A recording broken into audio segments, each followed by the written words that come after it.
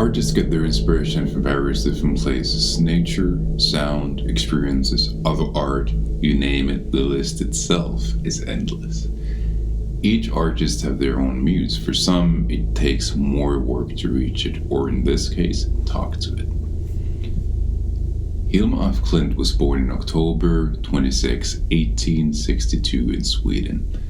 She was an artist and a mystic whose paintings were the first Western abstract art known to the current art community and world at large at the time.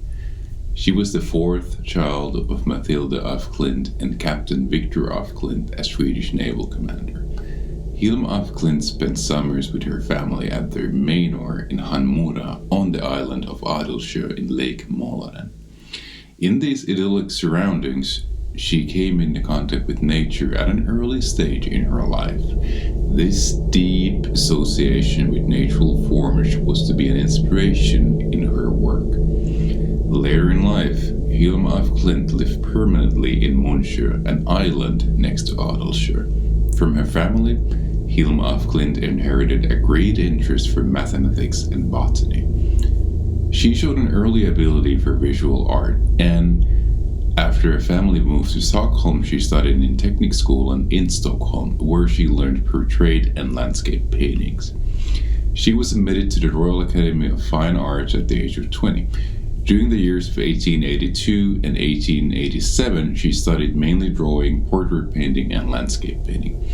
She graduated with honors and was allocated a scholarship in the form of a studio in the so-called Atelier building, owned by the Academy of Fine Arts between Hamngatan and Kungsträdgården in central Stockholm. This was the main cultural hub in Swedish capital at that time. Hilma Af Klint began working in Stockholm, gaining recognition for her landscapes, botanical drawings, and portraits.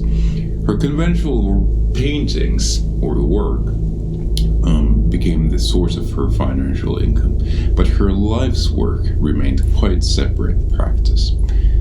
This being said, she belonged to a group called The Five, which is a circle of women inspired by Theosophy who shared a belief in the importance of trying to contact so-called high masters, often by the way of seances. Her paintings, which sometimes resemble diagrams, are a visual representation of complex spiritual ideas that she got during these seances. Here are a few examples of those paintings.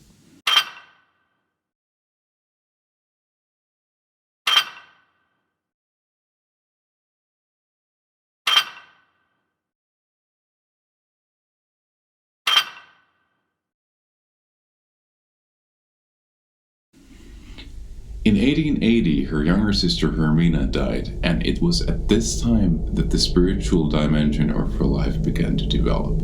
Her interest in abstraction and symbolism came from her involvement in Spiritism. Her experiments in spiritual investigation started in 1879. She became interested in Theosophy of Madame Blavatsky and the philosophy of Christian Rosenkreuz. Af Klint's work can be understood in the wider context of modernist search for new forms of artistic, spiritual, political, and scientific systems at the beginning of the 20th century. There was a similar interest in spirituality by other artists during this time period, including Vasily Kandinsky, Piet Mondrian, Kazimir Malevich, and French Nobis, in which many, like Af Klint, were inspired by a theosophical movement. However, the artistic transition to abstract art and the non-figurative paintings of Hilma Af Klint would occur without any context with the contemporary modern movement.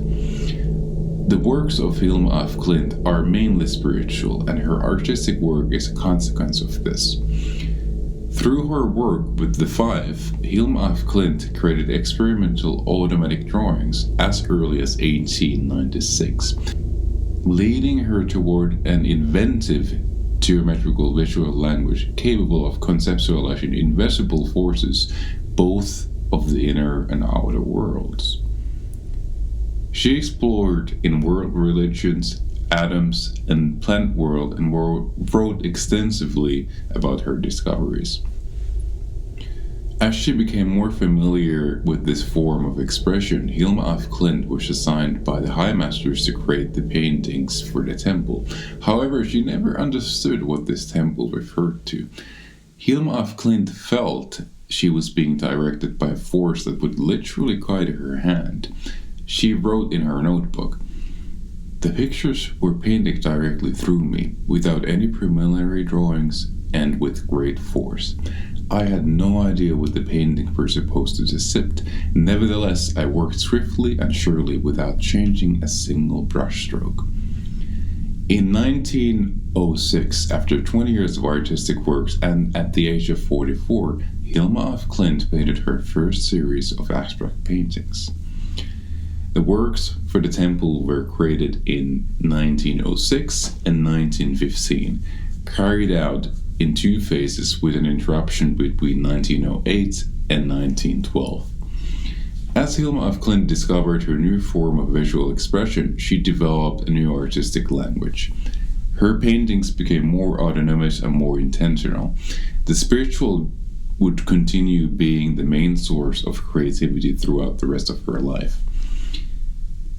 The collection for the temple are 193 paintings grouped within several sub-series.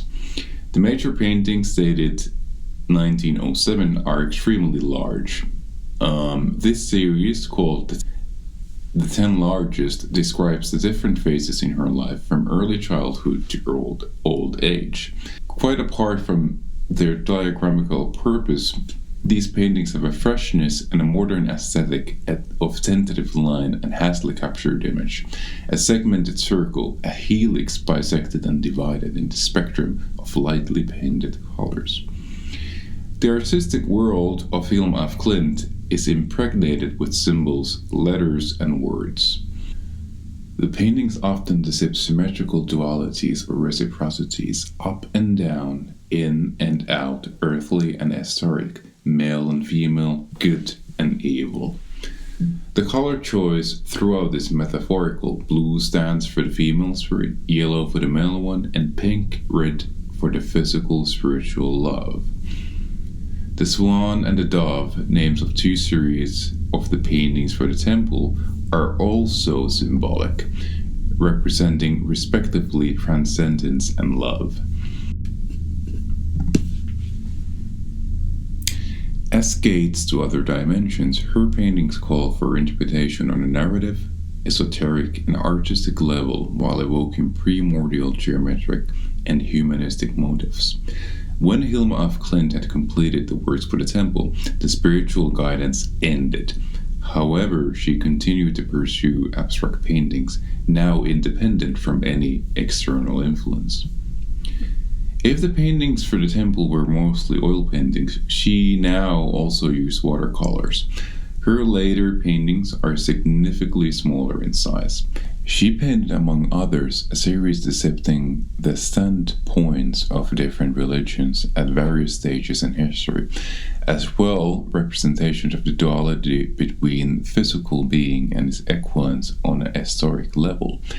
As Hilma Af Klint pursued her artistic and esoteric research, it is possible to perceive a certain inspiration from the artistic theories developed by Anthroposophical Society from 1920 onward. Through her life, Hilma Af Klint would seek to understand the mysteries that she had come in contact with through her work. She produced more than 150 notebooks with her thoughts and studies. Hilma Af Klint never dared to show her abstract work to her contemporaries. Her major works, dedicated to the temple, had been questioned and rejected by Rudolf Steiner. Hilma Af Klint drew the conclusion that her time was not yet ready to understand them. More than 1,200 paintings and drawings were carefully stored away in her atelier, waiting for the future. Hilma Af Klint died in Djursholm, Sweden in 1944, nearly 82 years old, in the aftermath of a traffic accident, having only exhibited her works a handful of times, mainly at spiritual conferences and gatherings. While today Af Klint's paintings strike us as forcefully individual, they were certainly first appreciated as icons of mysticism. She had but one real public showing of her work at a meeting in 1928 World Conference of Spiritual Science and its practical application in London. What do you think of Hilma Af Klint? Let us know in the comments.